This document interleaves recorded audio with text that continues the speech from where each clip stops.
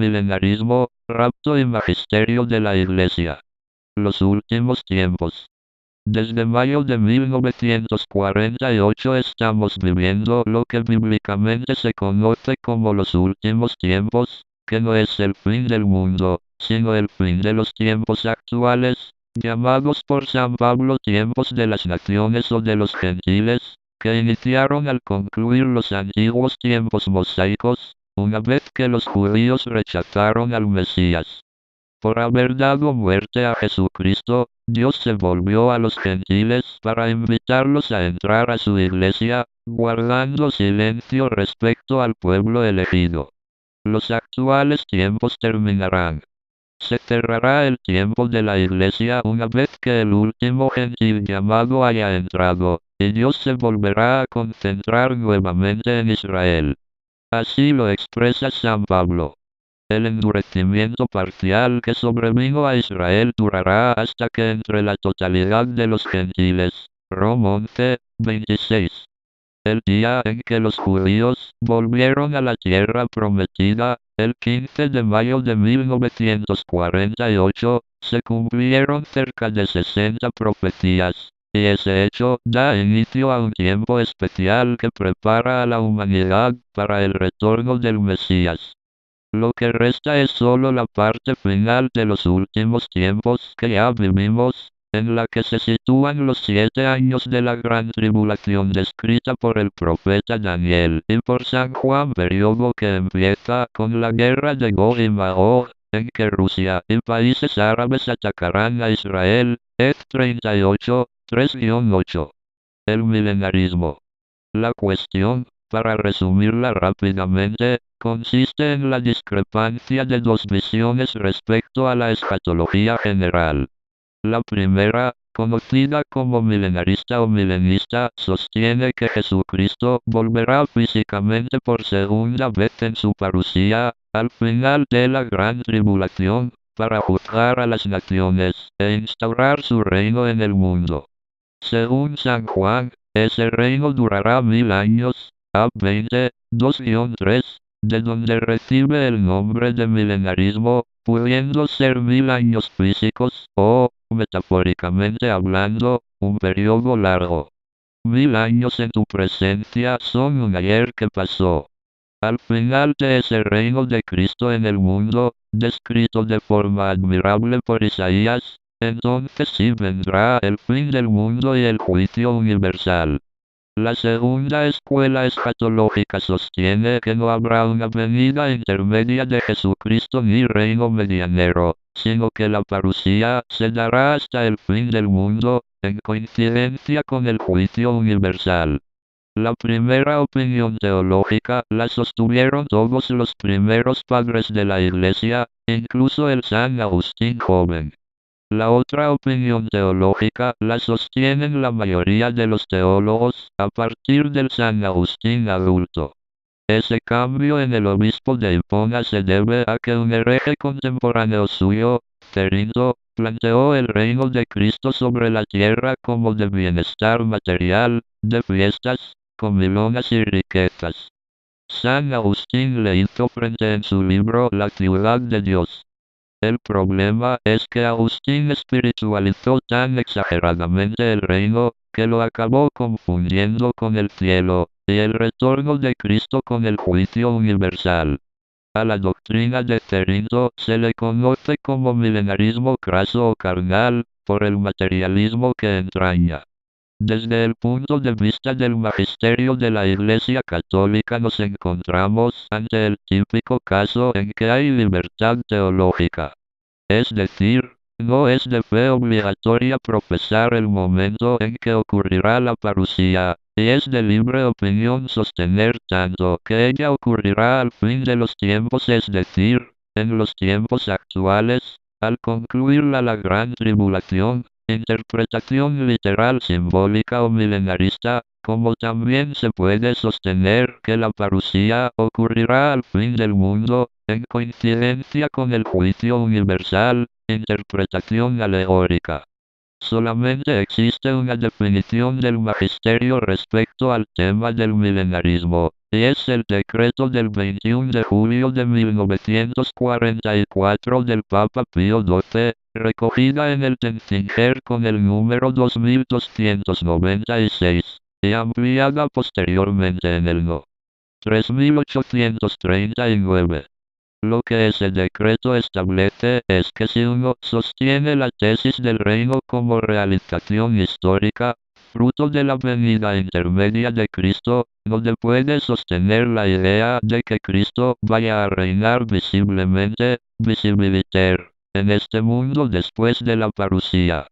Esta proposición de que Jesucristo se vaya a quedar reinando aquí después de su parusía se le conoce como milenarismo mitigado, y está sancionado por el magisterio, si bien con la calificación teológica más baja, la de enseñanza peligrosa, que ni siquiera llega a condena. Lo más aconsejable es no sostener ese milenarismo mitigado. En la misma línea, reviste gran importancia la instrucción de la Sagrada Congregación para la Doctrina de la Fe del 17 de mayo de 1979, carta sobre algunas cuestiones referentes a la escatología, aprobada por Juan Pablo II, se puede consultar en el Observatorio Romano número 29, 551, del 22 de julio de 1979, pa. 12. En lo referente a la parusía enseña lo siguiente. La Iglesia, en conformidad con la Sagrada Escritura, espera la gloriosa manifestación de Jesucristo nuestro Señor, Dei Verbum 1, 4, considerada, por lo demás, como distinta y aplazada con respecto a la condición de los hombres inmediatamente después de la muerte. Quiere decir que en cuanto al contenido de fe, la parusía figura sin vinculación alguna con el fin del mundo, pero vinculada, en cambio, con vínculo tipológico, con la muerte personal de cada uno. Es decir, el magisterio prescribe que ese hecho escatológico sea considerado como distinto de la muerte personal y diferido en el tiempo. Pero nada más. La instrucción se desentiende de si la parusía ocurrirá en coincidencia con el juicio final o en una venida intermedia. Porque el aplazamiento con relación a la muerte individual existe tanto respecto a la parusía junto al juicio de las naciones, como a la parusía junto al juicio final. Ese documento es de gran importancia por su contenido dogmático, pero tiene otras consecuencias exegéticas importantes, al confirmar implícitamente que el tema es de libre opinión, confirmando el no pronunciamiento de la Iglesia, es decir, su neutralidad, ya evidente desde el decreto de 1944. Finalmente, con su máxima autoridad, el Catecismo de la Iglesia Católica en su No. 676 ratifica el decreto de 1944, porque al mencionar el rechazo del milenarismo en su forma mitigada, se remite al DS 3839. Nótese que es la primera versión del Catecismo de la Iglesia que se ocupa del milenarismo, no mencionado en las anteriores versiones del Catecismo. El No. 676 trae una nueva ratificación, lo esencial para este tema. En efecto, al remitirse al DS 3839 y por tanto al decreto de 1944, ratifica el milenarismo mitigado como el único espiritual excluido, siendo por tanto de libre opinión el milenarismo espiritual en general. Sin embargo, el Santo Padre, contemplando a los débiles en la fe como lo hacía San Pablo, es decir, a los más obstinados antimilenaristas, aprovecha esa debilidad para combatir el error más nefasto que se ha infiltrado en la Iglesia, el milenarismo desacralizado e intrínsecamente perverso del marxismo y del comunismo, pero sin rechazar otro milenarismo espiritual que no sea el designado y definido como mitigado. El intrínsecamente perverso es el milenarismo político, que claramente debemos rechazar. Al remitirse al 3839 del TS, el 676 del TIC, después de hacer referencia a la impostura del anticristo, dice que incluso en su forma mitigada, la Iglesia ha rechazado esta falsificación del reino futuro con el nombre de milenarismo, sobre todo bajo la forma de un mesianismo secularizado intrínsecamente perverso. Ver también la Divini Redemptoris de Pío XII, que condena el falso misticismo de esta falsificación de la redención de los humildes, GS 20-21. Desde luego, esta redacción evidencia lo dicho anteriormente de que el catecismo aprovecha la oportunidad para combatir el milenarismo desacralizado e intrínsecamente perverso del marxismo y del comunismo. Pero el hecho es que, de acuerdo al TS y al decreto de 1944, el milenarismo mitigado no constituye error, sino simplemente peligro de error. Ojo. En el mismo momento que cita el 3839 del TS, el No. 676 del TIC se refiere al milenarismo mitigado como falsificación del reino futuro, es decir, como un error gravísimo. La contradicción es solo aparente. En efecto, sostener que Cristo reinará visiblemente en su reino milenario en la tierra es algo no seguro, es algo dudoso y que entraña peligro de error, por lo que rechazarlo es lo más aconsejable. Pero estrictamente hablando, ese peligro de error podrá concretarse o no concretarse. Por ejemplo, no es seguro, es dudoso, pero no parecería claramente erróneo sostener, como hacen varios exegetas, que en su reino milenario en la tierra Cristo reinará haciéndose visible intermitentemente a los mortales, o a algunos de ellos, apareciéndose y desapareciendo como ocurrió entre la resurrección y la ascensión. El sostener, en cambio, que en el reino milenario Cristo estará permanentemente visible reinando, incluso sobre los resucitados de la primera resurrección y sobre los raptados, en una era que flota entre el tiempo y la eternidad, constituye sin lugar a dudas un error, o mejor dicho, un conjunto de errores contra la fe. Es necesario señalar, no obstante, que el decreto de 1944, y también el de 1941, dice ya sea con resurrección anterior de muchos justos, o sin ella. Es decir, descarta pronunciarse sobre la primera resurrección y el rapto, la considera algo indiferente al tema en cuestión, algo de libre opinión. Gravita en todos estos problemas la promesa de nuestro Señor de que los raptados y los resucitados en la primera resurrección, y en particular los apóstoles, se sentarán en tronos, y juzgarán, y reinarán con Cristo 1000 años sobre las 12 tribus de Israel, es decir, sobre la Israel convertida, la Iglesia transformada y sobre toda la humanidad, como nos lo revela Ab 20, 4 y 6. MT 19, 28. LC 22, 30. Los apóstoles gozan hoy de la visión beatífica, pero no reinan aún, para ello tienen que resucitar. ¿Por qué? Porque en la visión beatífica están solo las almas de los apóstoles y santos, mientras que reinar, impartir justicia, regir las naciones con justicia, etc., en palabras de Isaías y de otros profetas, es propio de hombres, con cuerpo y alma. Las almas interceden, pero no pueden gobernar. Podrán hacerlo cuando, por la primera resurrección y el rapto de los santos, el alma se una a su cuerpo.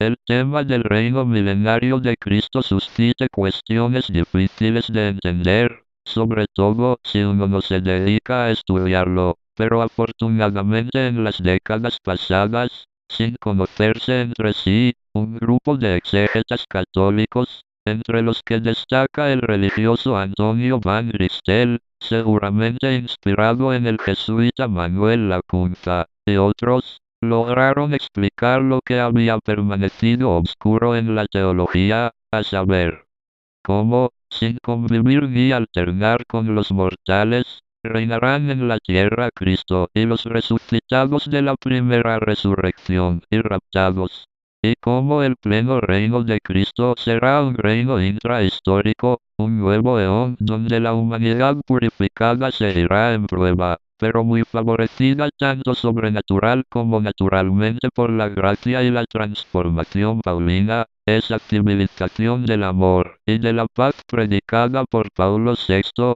Juan Pablo II y Benedicto XVI, donde habrá un solo rebaño y un solo pastor. Un texto muy recomendable, que trae toda la evolución teológica y las diversas posturas de los papas es Antonio Van Ristel, el testimonio de nuestra esperanza en tercer milenio, el misterio del Apocalipsis, ed. Gladius, Buenos Aires, 1995.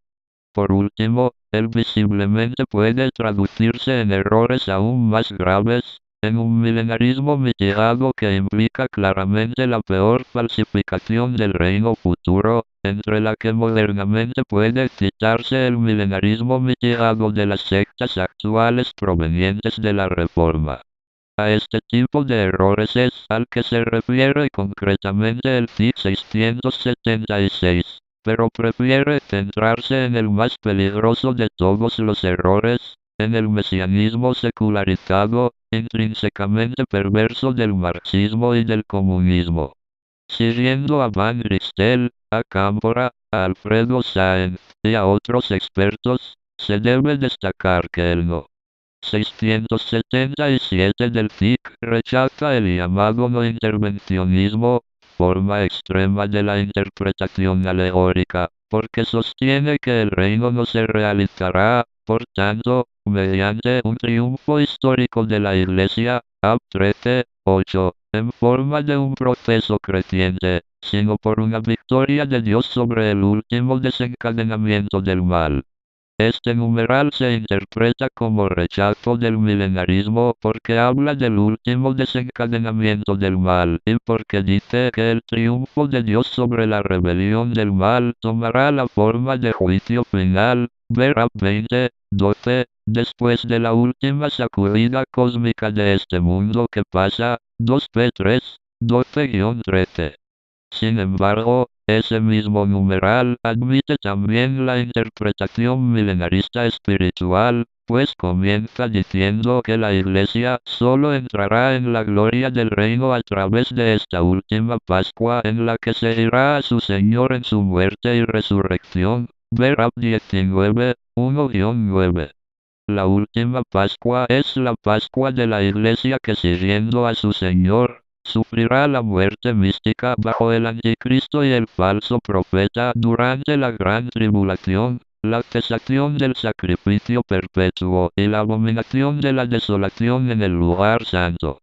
Y experimentará luego la resurrección, también mística, a través de la resurrección de los mártires y del rapto de los santos descrito por San Pablo y por San Mateo, y Coronel 15, 51. ITES 4,16-17. MT 24, 37-40.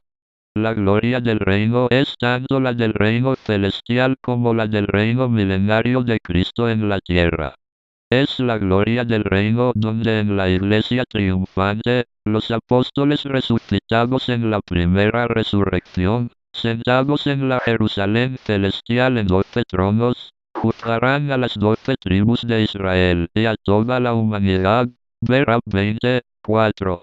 MT 19, 28.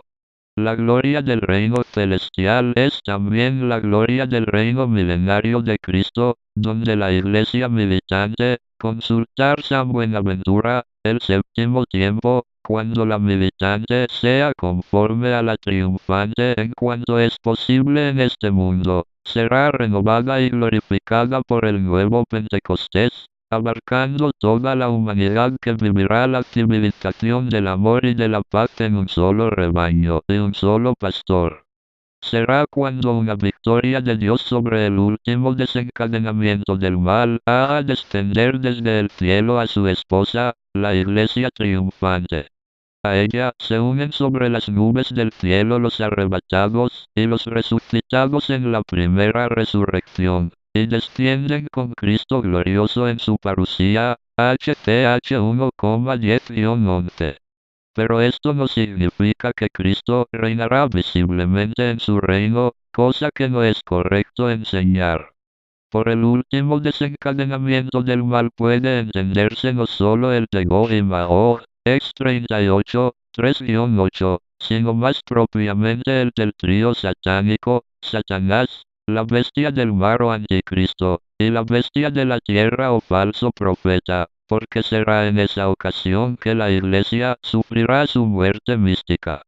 Por ello admite una sola interpretación: el triunfo de Dios sobre la rebelión del mal tomará la forma de juicio final, a 20:12, después de la última sacudida cósmica de este mundo que pasa, 2p3, 12-13, dado que se trata de una mención indudable de todo ese acontecimiento escatológico. Sí cabe observar que la rebelión se refiere a todo el mal desde el principio, desde la rebelión angélica y el pecado original, solo que estos se precipitan de forma extrema. A veces se objeta que el catecismo de la Iglesia no puede contradecirse, y que entender el no. 676 en el sentido de que consagra la neutralidad del decreto de 1944 significa ponerlo en contradicción con los otros numerales escatológicos del mismo catecismo. Sin embargo, de ninguna manera es así, porque se debe tener en cuenta que esos numerales se refieren a diversos temas escatológicos distintos de la parusía, retorno intrahistórico y físico de Jesucristo, y del reino de Cristo. Se refieren al juicio final, al reino celestial, al fin del mundo en el sentido propio y verdadero de fin de la humanidad en la tierra, a la resurrección universal, etc. Pero hay otros pasajes que sí se refieren a la parusía y al reino de Cristo, y estos se pueden interpretar tanto en el sentido de la interpretación alegórica como en el sentido de la interpretación literal simbólica o la milenarista. Por consiguiente, está confirmado que el catecismo no se pronuncia a favor de ninguna de las dos corrientes interpretativas, ni de la alegórica y ni de la literal simbólica o milenarista. Sin embargo, sí rechaza la posición extrema de cada una de ellas, el mitigado, por lo de visiblemente, en el no. 676, y el no intervencionista en el no. 677. En resumen, el magisterio de la Iglesia considera de libre opinión el problema del reino de Cristo y lo encuadra y delimita descartando dos extremos. Del lado del milenarismo espiritual, el visiblemente. Del lado contrario, es decir, del alegorismo, el no. 677 del Catecismo de la Iglesia descarta que ese reino pueda realizarse mediante un triunfo histórico de la Iglesia, Ab 13:8, en forma de un proceso creciente, es decir, sin una intervención divina extraordinaria, después del aparente triunfo del mal durante la gran tribulación. No obstante dicha libertad, el modelo milenista espiritual es más armónico con las Escrituras, y fue sostenido por casi todos los padres de la Iglesia, mientras que el modelo antimilenista conlleva contradicciones internas, y deja muchas cosas sin explicar.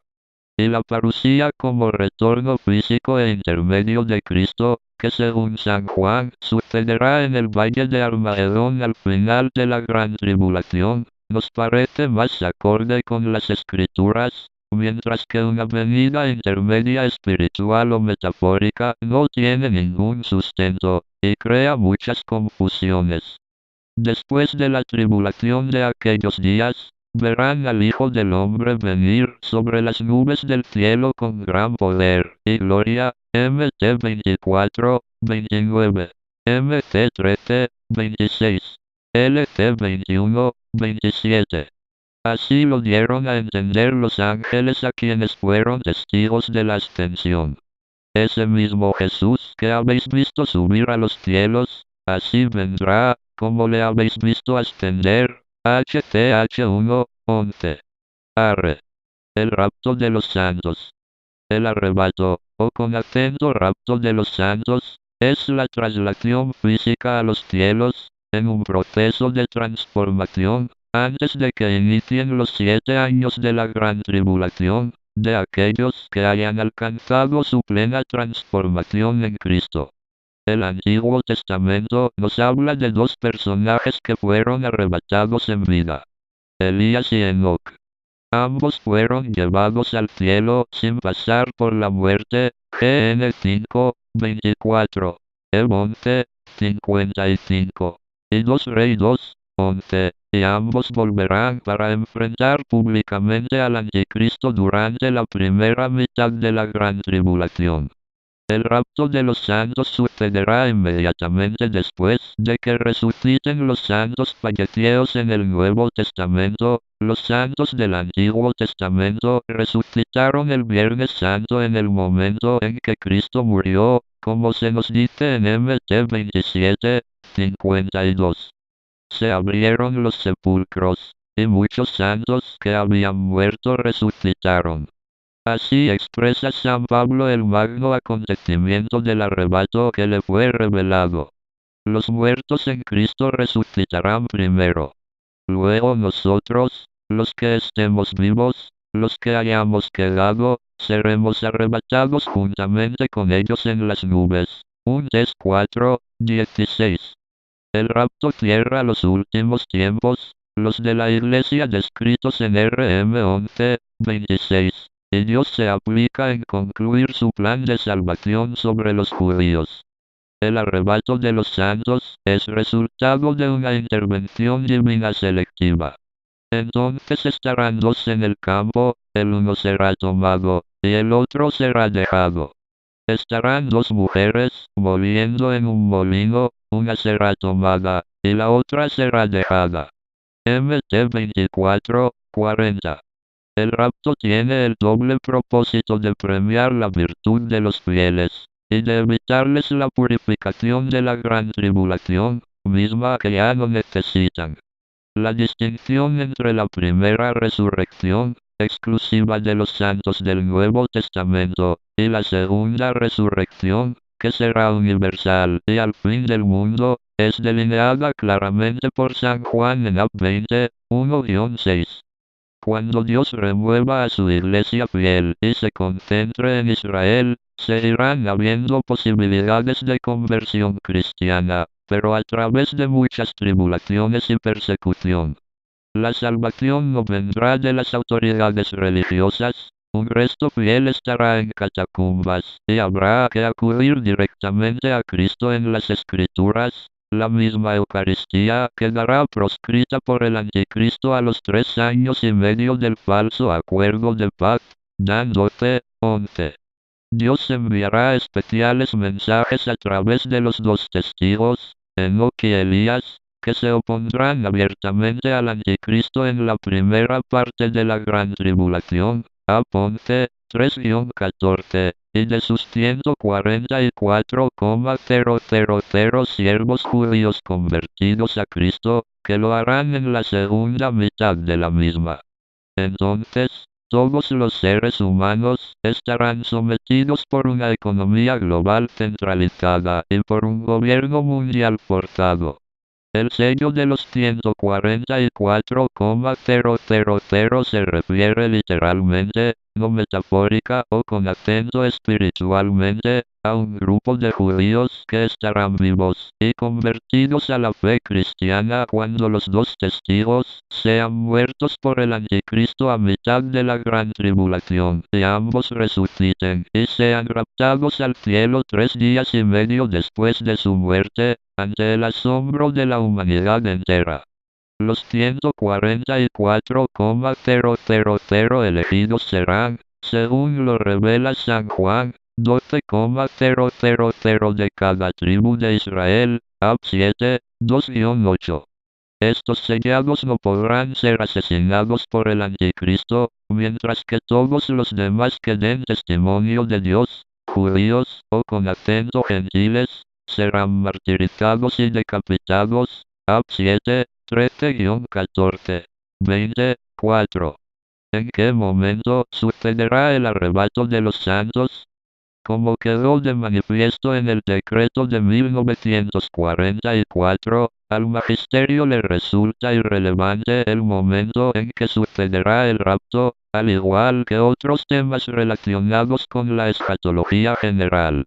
Lo que le interesa únicamente al magisterio es condenar el milenarismo carnal o craso y, sobre todo, al intrínsecamente perverso del comunismo o de cualquier sistema político terreno que se convierte en un falso mesianismo, el de la felicidad social material en este mundo excluyendo a Dios. Tratando de resumir la cuestión, diremos que existen dos posturas teológicas. Que el rapto ocurrirá antes de la guerra de Ezequiel, o después de ella, y hasta la mitad de la gran tribulación. Quienes colocan el arrebato antes de la guerra de Ezequiel argumentan que ese evento podría ofrecer un elemento más para crear una condición temporal al caos mundial y a esa guerra. La desaparición de mucha gente y de algunos líderes en Occidente causaría un pánico generalizado de alcances globales. El enorme apoyo de cristianos evangélicos hacia Israel en los Estados Unidos y el mundo occidental haría que muchos musulmanes se vuelvan inmediatamente contra los judíos y contra Israel.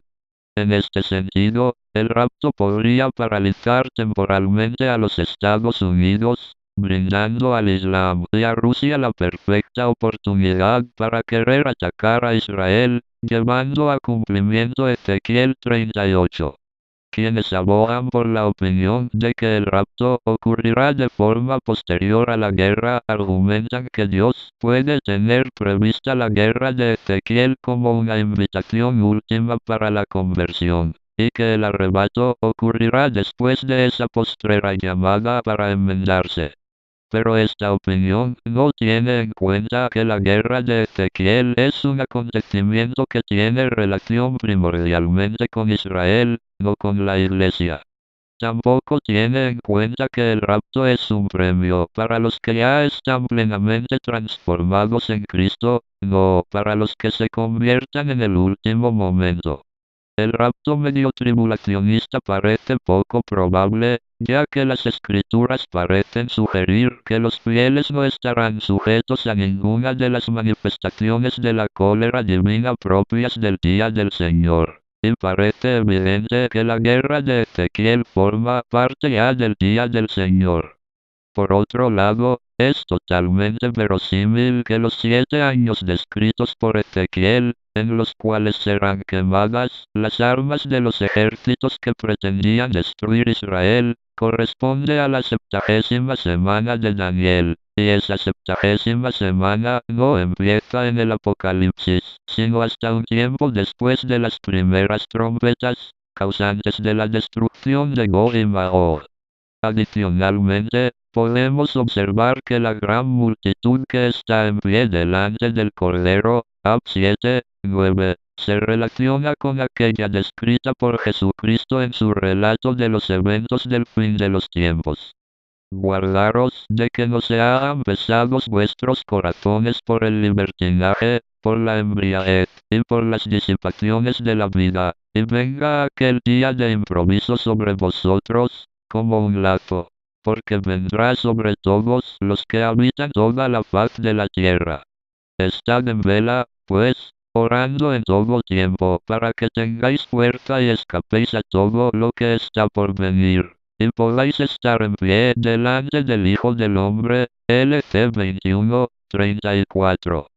Jesucristo sugiere que aquellos que se mantengan fieles a Él podrán escapar dichos acontecimientos y estar en pie delante de Él.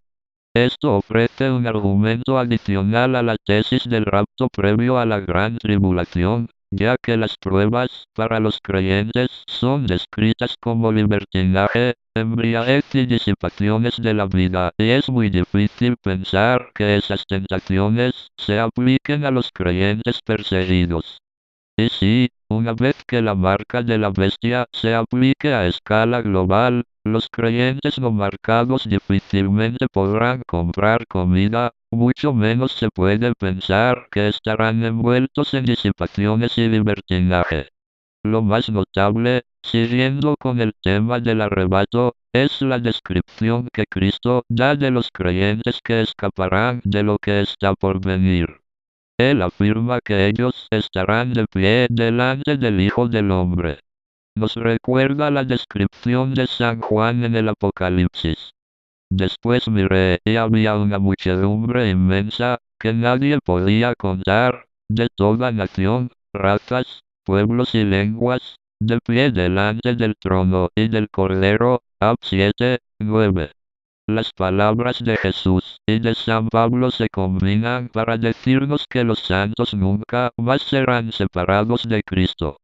Y dado que los 24 ancianos son descritos anteriores y como separados del Cordero, no es posible que estos sean, o con acento, simbolicen a los santos raptados y resucitados.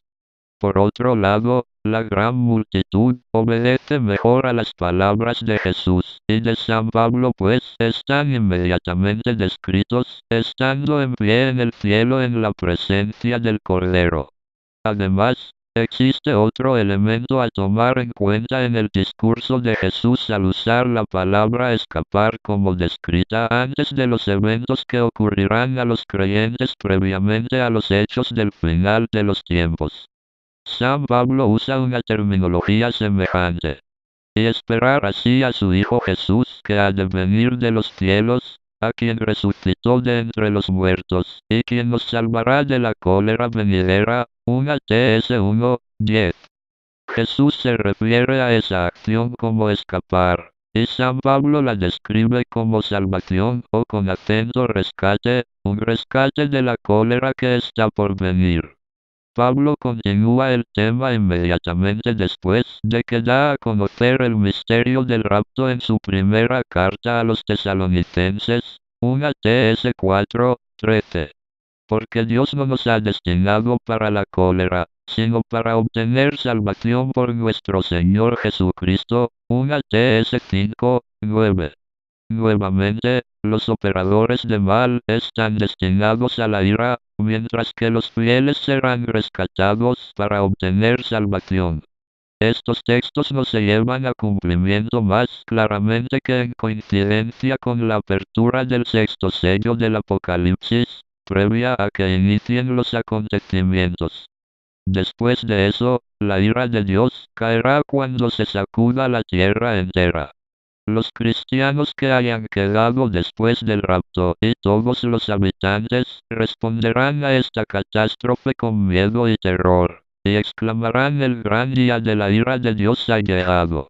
Cabe resaltar que, en las Escrituras, la resurrección de los santos está relacionada con terremoto, como sucedió el Viernes Santo, cuando tembló la tierra y resucitaron los santos del Antiguo Testamento, y como temblará la tierra en la futura resurrección de los santos del Nuevo Testamento, y también cuando resuciten los dos testigos a mitad de la gran tribulación. Apocalipsis 11:13. En el siglo III, San Victorino, obispo de Petau, escribió un comentario sobre el capítulo 11 del Apocalipsis. En ese comentario, ese hombre de Dios, que murió como mártir por su fe en Cristo en el año 304 días, bajo el emperador romano Diocleciano, escribió, comentando la gran tribulación: esto sucederá en los últimos tiempos, cuando la Iglesia haya sido quitada de en medio, refiriéndose al rapto. Este es un elemento más para afirmar el rapto como anterior a la Tercera Guerra Mundial descrita en Ezequiel 38. San Efren de Nisbis, o el Sirio, 306-373 días. C. Uno de los principales teólogos de la Iglesia Oriental Bizantina, escribió: porque todos los santos y elegidos de Dios serán reunidos antes de la tribulación que ha de venir, y serán llevados al Señor antes que vean la confusión que llenará al mundo. La explicación que los promotores del gobierno mundial le darán al rapto será la de abducciones por parte de seres galácticos superiores. Se prepara ya cantidad de literatura en ese sentido. Concluyamos diciendo que la cercanía del arrebato y la apertura del sexto sello será fácilmente previsible por un signo claro que Jesucristo nos dio: el incremento de guerras. Se levantará nación contra nación, y reino contra reino. Mt 24, 7. Es el mismo orden que se observa en el Apocalipsis en el segundo sello, el que corresponde al segundo caballo de la guerra.